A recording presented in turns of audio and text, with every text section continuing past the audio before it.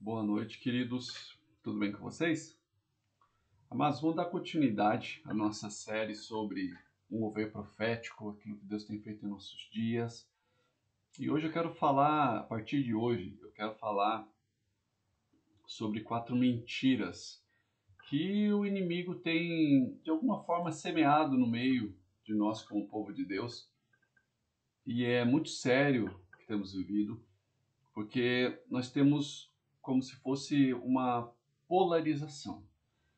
Um grupo que é extremamente místico, onde se move de uma maneira até exagerada, mas não compete eu aqui a julgar, né, porque eu não conheço o coração das pessoas, mas que é um exagero, e há um comércio, inclusive, sobre entregar profecias, e colocar um pix, e assim vai.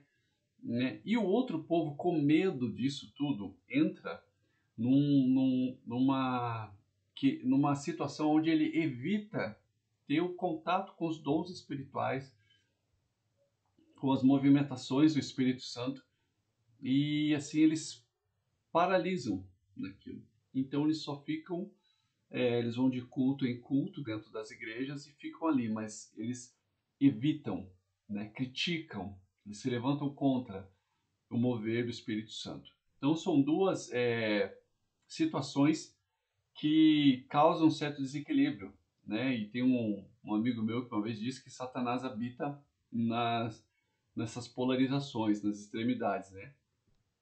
Então, mas eu quero falar exatamente sobre que precisamos entender que o Espírito Santo de Deus ele quer trazer um movimento puro, sabe, genuíno da presença dele, aonde vai haver manifestações de dons dele, sabe?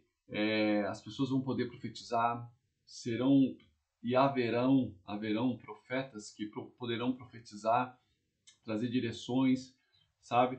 Mas o que eu quero trazer aqui são 4 mentiras que paralisam a vida da pessoa no que diz respeito a mover profético, né? Eu fiz algumas anotações aqui que eu vou estar falando para vocês, explicando para vocês, né, um pouco dessas questões das mentiras de Satanás, tá? E a primeira é a que é a mais conhecida, principalmente dentro do povo que é mais tradicional. E eu não estou aqui para falar de igrejas tradicionais ou pentecostais, deixar bem claro que é uma compreensão de vivência e não de uma opinião pessoal, tá bom? E o primeiro é cessacionismo. Né? E vocês já ficaram sabendo, já sabem, já ouviram de outras pessoas de um movimento cessacionista, que se resume de duas situações. A primeira é que as manifestações do Espírito Santo, milagres, sinais, maravilhas, eles terminaram quando o último profeta morreu, o último apóstolo morreu, no caso João. A partir dali, cessou. Então eles acreditam que foi para eles, num determinado tempo e propósito, e o Espírito Santo parou de operar através da vida deles quando eles morreram. E as outras pessoas, os discípulos, pararam de se mover nisso. Se bem que historicamente a gente entende que à medida que a igreja foi ganhando, vamos falar assim, uma maturidade, né, ou pior, ela foi se envolvendo com o Estado daquela época, com Roma, o que aconteceu? Realmente houve um esfriamento na igreja, certo? E aonde a igreja entrou na era das trevas, mas não vamos entrar aqui na historicidade da questão do mover de Deus. Mas o que que houve? O povo ele se esfriou. Então ali deu lugar para vários tipos de doutrinas e ensinos de que o Espírito Santo ele só moveu através da vida dos apóstolos e ali acabou. São os cessacionistas. Eles terminaram a Bíblia ali, as movimentações, os testemunhos bíblicos quando os apóstolos morreram. O outro é através do empirismo, que aqui é da experiência. Ou seja, eu não tenho experiência, se eu não tenho fé para experimentar isso, então não é para mim. Se eu não tenho nenhuma experiência, para mim não serve, sabe? Mas a palavra de Deus diz aqui, em João 16, do 7 ao 3, diz assim: se eu não for, é Jesus Cristo falando, o conselheiro não virá para vocês, mas se eu for, eu enviarei. Mas quando o Espírito da verdade vier, ele os guiará a toda a verdade. A manifestação profética, ela está conectada com o Espírito Santo.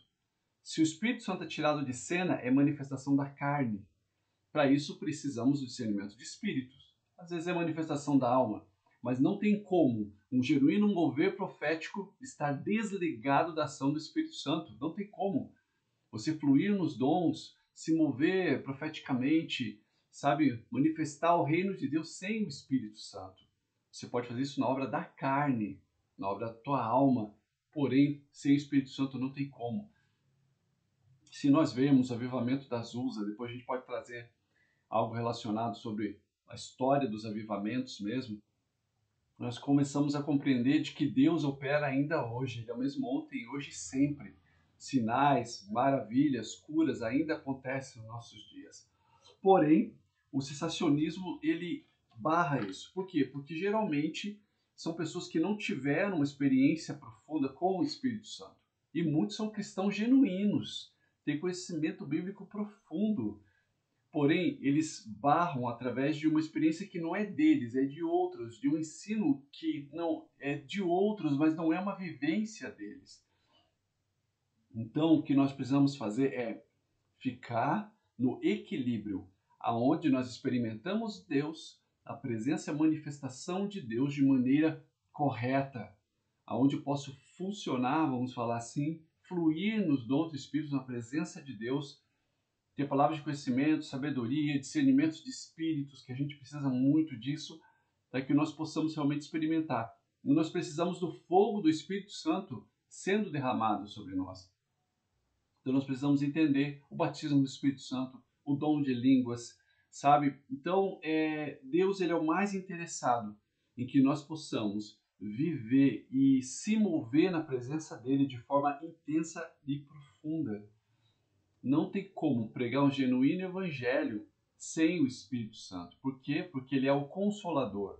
Ele está habitando dentro de nós. Ele nos dá a unção, a graça, a capacidade de anunciar o evangelho de Jesus Cristo pelo poder de Deus, tocando as pessoas, manifestando o reino de Deus.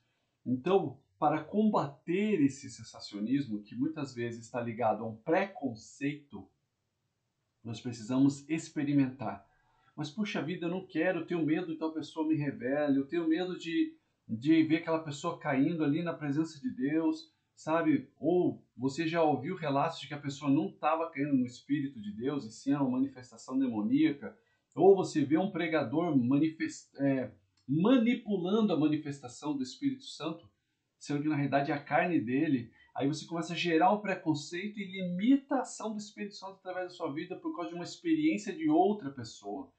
Mas sendo que todo aquele que se debruçar na palavra de Deus, numa vida de consagração ao Senhor, jejum, oração, uma consagração e uma busca genuína, vai experimentar. A palavra de Deus fala, se nós, sendo maus, nós damos coisas boas às pessoas, nossos filhos, quanto mais o Pai vos dará o Espírito. Então nós precisamos entender ali o Espírito Santo. Precisamos entender e permitir que o Espírito Santo de Deus ele haja dentro de nós. Como havíamos falado antes, ele não é uma força, por mais que ele tenha força, poder, unção, mas ele é uma pessoa e deseja se relacionar comigo e com você. Por isso nós precisamos realmente permitir que o Espírito Santo venha e nos encha e incendeie as nossas vidas cada dia mais. Até a próxima, pessoal!